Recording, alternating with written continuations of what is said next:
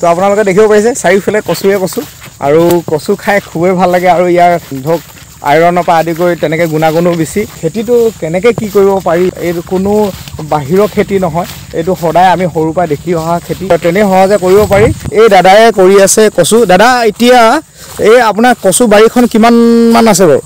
মোৰ ইয়াৰ প্ৰায় 6 বিঘা হ'ব এইখিনি প্ৰায় 6 বিঘা কৰি আছে এতিয়া তেখেতে আৰু দেখিছোঁ প্ৰায় ভাগৰ মানে চেহেৰা বৰ ধুনীয়া কিছুমান আপোনাৰ ধৰক কচু আপোনাৰ দেখোঁ হালধীয়া পাত পৰি যায় কিবা পৰি যায় তেনেকুৱা নহয়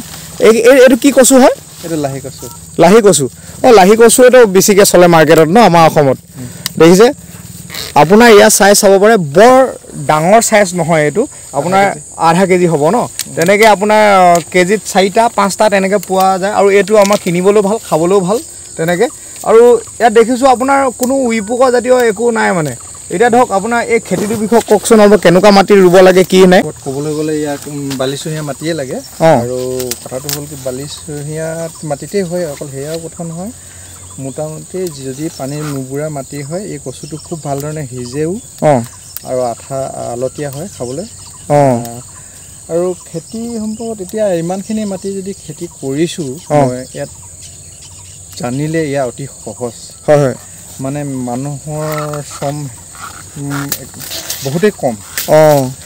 বহুতে গাৰ জোৰেৰে কৰে মই এইখিনি মাটি কৰিছোঁ ট্ৰেক্টৰ সুবিধা লৈ হেণ্ড ট্ৰেক্টৰে কৰিছোঁ মাটি দিয়াৰ পৰা ধৰি ৰোৱালৈকে মানে গুটি দিয়ালৈকে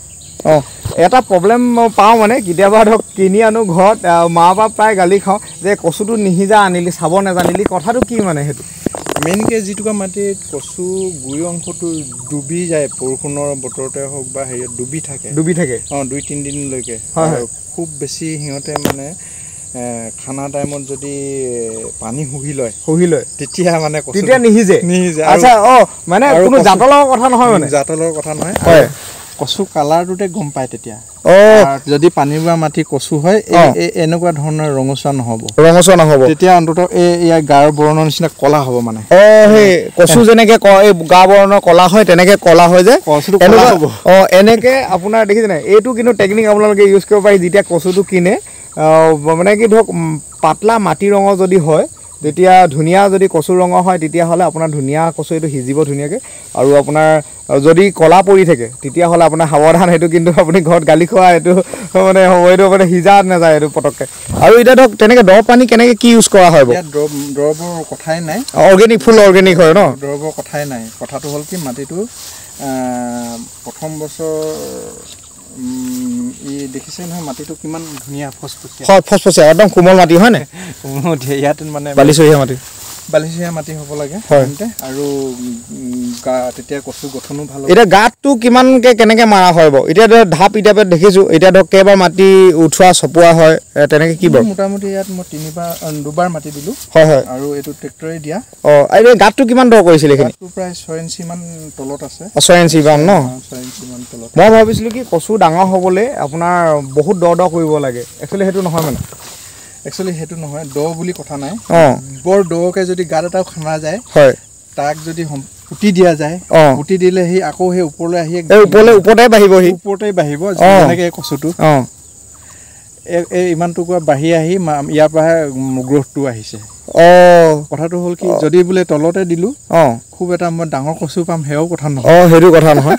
আৰু যে ডাঙৰ কচু হ'লে যে ৰেট বেছি পাব সেইটো কথা নহয় এইটো চাইজৰ একচুৱেলি ধুনীয়া কচু হয় আমি যেতিয়া ঘৰত আনো তেতিয়া মানে কি হয় কেজিত যেতিয়া 4-5টা পাওঁ আনিবলৈ হ'লে মনটো ভাল লাগে সেইটো কথা আৰু মানে এইটো মাৰ্কেটিং চাইজ হয় চাগে বিজনেছৰ ক্ষেত্ৰত যদি আপোনালোকে কৰে এইটো মাৰ্কেটিং ঘৰত ৰুবলৈ আপুনি ডাঙৰ কৰি দিছে কিবা এটা সাৰ চাৰ দি তেনে গোবৰ চোবৰ দি তেতিয়া বেলেগ কথা তেনেকৈ এনেই গোবৰ চোবৰ অৰ্গেনিক কিবা এক্সট্ৰাকৈ আপুনি দিছে নি বাৰু মাটি বাঢ়ি এই মাটিখিনিৰ আগতে মই কেতিয়াও কচু খেতি কৰা নাছিলোঁ নতুন মাটি মানে প্ৰথমবাৰ কাৰণে কৰা হ'ল ভৱিষ্যতে যদি কৰিব লাগে এইটো তেতিয়াহ'লে হয়তো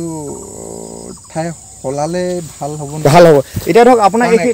এইডোখৰত এতিয়া কেইবাৰ কচু কৰা হৈছে বাৰু বৰ্তমানলৈকে মই ব্যৱসায়ৰ ভিতৰত এইবাৰ কৰিছে ন মানে বহল ভিত্তি এনে খাবৰ কাৰণে কৰা হয় আৰু এই দেখিছোঁ সম্ভৱতঃ মানে কি হয় কচু যিহেতুকে 8 মাহমান লাগে মেচুৰ হ'বলৈ গতিকে ইয়াকতো যথেষ্ট সাৰৰ প্ৰয়োজন হ'ব আৰু সাৰ লাগে চাগে কিন্তু সাধাৰণতে গোবৰ নেক্সট বাৰ কৰিবলৈ লগীয়া হ'লে হয়তো গোবৰ শুকান গোবৰে হওক বা কেঁচাই হওক মুঠতে হাল মাৰি তেতিয়া প্ৰয়োজন অলপ দৰকাৰ হ'ব চাগে ন আৰু এতিয়া ধৰক এতিয়া ছবিঘা যেতিয়া ৰুবলৈ এটা কেলকুলেশ্যনৰ কাৰণে এতিয়া কোনোবাই যদি ৰুব বিচাৰে এতিয়াতো ক'ব নোৱাৰে যে বিজনটো কিমান লাগিব তেনেকৈ এতিয়া ছবিঘাৰ কাৰণে আপোনাৰ বিজনটো কিমান মান প্ৰয়োজন হ'ব বাৰু বিজনটো মোৰ ইয়াত ব্যৱধানটো অলপমান বহল আছে ইয়াত মই প্ৰায় 2 কুইণ্টেল মান কচু লাগিছে ইয়াত 2 কুইণ্টেল মান কচু লাগিছে ন এতিয়া আপোনাৰ এতিয়া ধৰক লাইনে লাইনে আপোনাৰ কিমান 4 ফুট মান আছে চাগে এইখিনি ন মানে হেণ্ড ট্ৰেক্টৰখন সোমাব পৰা জোখৰ 5 ফিটো আছে হয় হয় আৰু মই এটা কথা যিকোনো খেতি এটা কৰিবলৈ যাওঁতে কষ্টও কম আৰু অধিক লাভ ল'বলৈ হ'লে মিক্স কপিঙৰ কথা ক'বলৈ বিচাৰোঁ যিকোনো ইণ্টাৰ কপিং কৰিলে ভাল আৰু ন যিকোনো এতিয়া কচুৰ লগতো কিবা দিব পৰা যায় নি কচুৰ লগত কিবা দিব পৰা যায়তো যায়েই কিন্তু কচুৰ আগতেও মানে এই কচু লগোৱাৰ আগত এইখিনি ৰঙালাও আছিলে এইখিনি ৰঙালাও কৰি থকা মাটি মানে এইখিনি শেষ হোৱাৰ লগে লগে আপুনি এতিয়া যিহেতু আপুনি এতিয়া ৰঙালাও ৰেডি হৈছে এতিয়া মাৰ্কেটত যিহেতু আপুনি বিকি আছে কচু মই কিমান দিনত বিকি শেষ কৰোঁ সেইটো পিছৰ কথা কিন্তু এতিয়া মই বৰ্তমান ইয়াত মই আকৌ ট্ৰেক্টৰ মাৰিম এতিয়া ধৰক কচু যেতিয়া গাঁত খনাৰ পৰা বিকালৈকে এতিয়া কেইমাহৰ খেতি হয় এইটো সাধাৰণতে মই ইয়াক লগাইছিলোঁ হেৰিয়াত মাৰ্চৰ কি কয় আপোনাৰ ফেব্ৰুৱাৰী মাহত লগোৱা ফেব্ৰুৱাৰী মাহত লগোৱা আৰু ফেব্ৰুৱাৰী মাহত এইটো কাৰণে লগাব লাগে মই ভাবোঁ ফেব্ৰুৱাৰী আৰু মাৰ্চৰ 20-25 তাৰিখৰ ভিতৰত যদি আমি যিকোনো খেতি কৰোঁ এনেকুৱা ধৰণৰ খেতি কৰোঁ তাৰমানে কি হ'ল মই প্ৰিপাৰেশ্যন কৰিছোঁ 4 বিঘা মাটি ধৰক কথা এটা কৈছোঁ এইখিনি মানে একে সমপৰ্যায়তে একে সপ্তাহ দিনৰ ভিতৰত ৰুই শেষ কৰি দিব পাৰোঁ আৰু দ্বিতীয় কথাটো হ'ল কি মই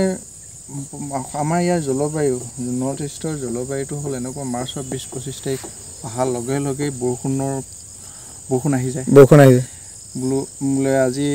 ডাৱৰীয়া কৰিছে বৰষুণ দিব নেকি সেই তেতিয়া ভাবি থাকোঁতেই সেই দিনটো গ'ল তাৰপিছতে আকৌ বোলে যদি বৰষুণ আহিলে 2-3 দিনলৈ আহিলে তেতিয়াও ধৰক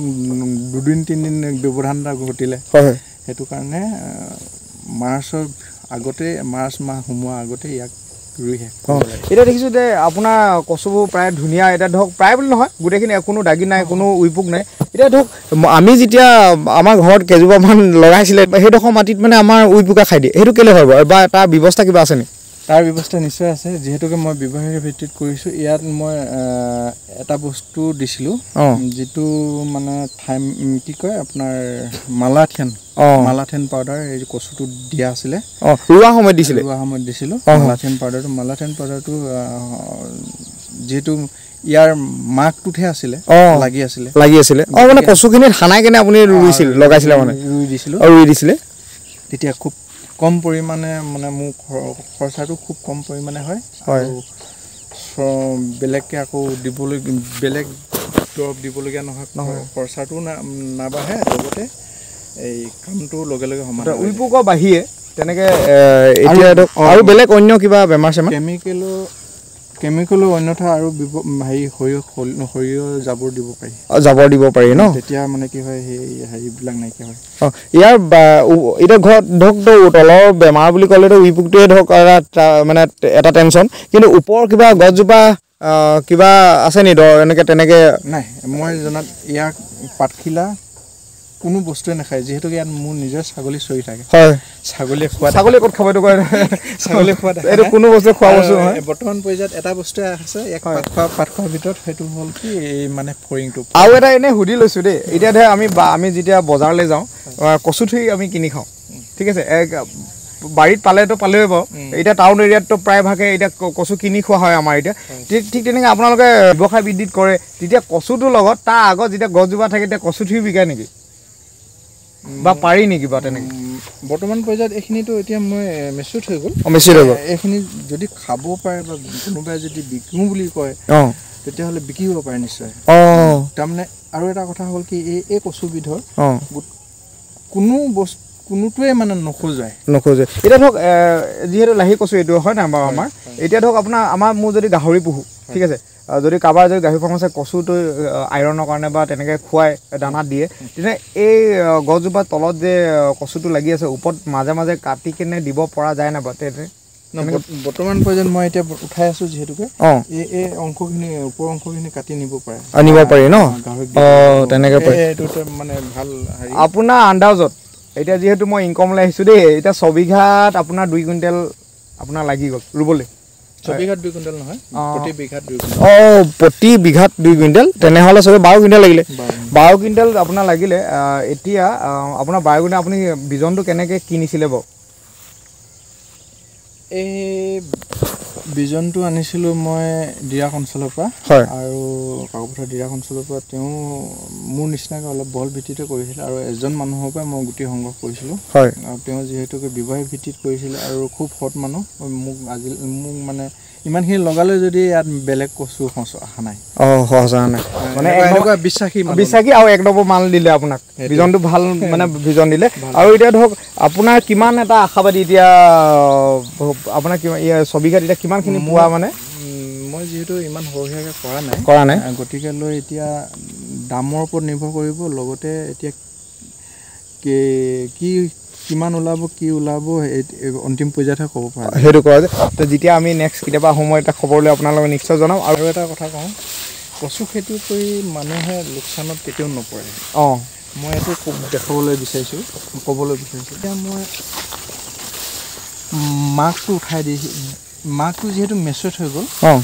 ইয়াক মই উঠাই দিলোঁ এইখিনি ইয়াত এতিয়া মোৰ কি হ'ল প্ৰতিটো মাকৰ মই যিটো গুটি ধৰক এটা গুটি ৰুইছিলোঁ এনেধৰণে এটা গুটি ৰোৱা আছিলে তো গতিকে ইয়াৰ ঠাইত মই মাকটো উঠাই বিক্ৰী কৰি দিলোঁ এতিয়া আচ্ছা ইয়াৰ আশে পাশে এতিয়া দেখা গৈছে যে 1 2 3 4টা মানে মই যদি এগুণ ৰুইছিলোঁ তেতিয়া 4 গুণ ওলালে মাকটোতো মই কেজি ওজনত পালোৱেই তাৰপিছত ইয়াৰ যিটো মানে মই পুঁজিটো যিটো কি বুলি মূলধনটো এনেও আমাৰ 4 গুণ আছে মানে এটা টেপুৰ পৰা 4টা টেপু এক্সট্ৰাকৈ পালোৱেই তাৰপৰি মই মাক এতিয়া আপোনাৰ বজাৰ ৰেট আমাৰ হ'লচেলৰ পাইকাৰীটো কৈছোঁ আপুনি বজাৰটো আমাৰ বিভিন্ন ধৰণৰকৈ পোৱা যায় বাৰু খোলা বজাৰৰ কথাটো হ'ল কি বিভিন্ন ধৰণৰ ৰেট ঠাই বিশেষে কাৰণ কেলৈ কোনোবাই